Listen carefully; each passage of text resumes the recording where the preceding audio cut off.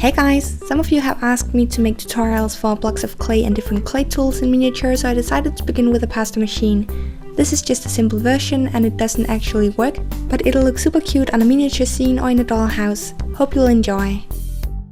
First, sketch out the different parts you're going to need. You'll need 4 pieces for the sides, 2 rectangles that go in between the sides, 2 rectangles for the bottom, and a circle for the little knob where you change the settings. You'll also need 2 long strips and a short strip. I'm using the metal from my reshapeable cake pan, but any of the types of metal I've shown in previous videos will work for this. Transfer the stencils onto the metal and cut out all the pieces.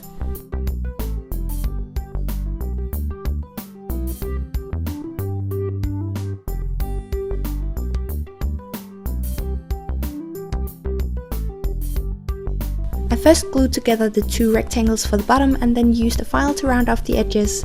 The reason why I cut out 2 pieces is because one layer would look too thin. Then take one of the pieces for the sides and bend one of the long strips so it fits around the edges. Glue that in place and add another one of the side pieces on top.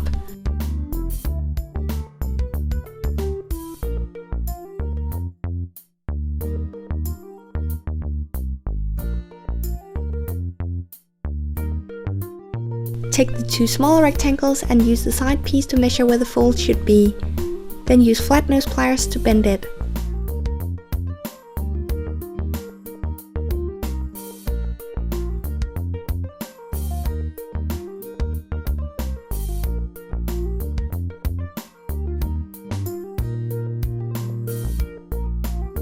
I then took another piece of metal and used my round nose pliers to make 2 pieces that are going to look like the rolling pin thingies.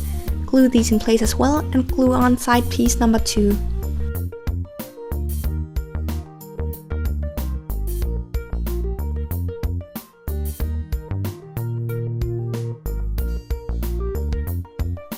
Bend and trim the short strip to fit the size of the circle piece, glue them together and glue it to the side of the pasta machine.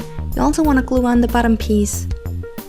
Take some wire and some polymer clay and use this to make a simple handle, then bake.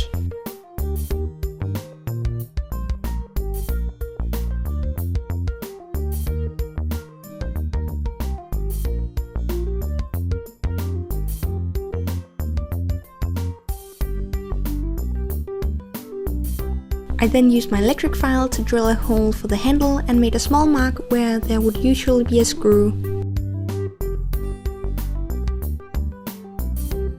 If you use scrap clay for the handle like I did, you'll want to paint it with acrylic paint.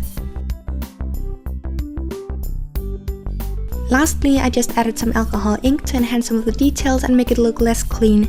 If you don't have this, you can also use acrylic paint, and if you want it to look brand new and clean, you can simply skip this step.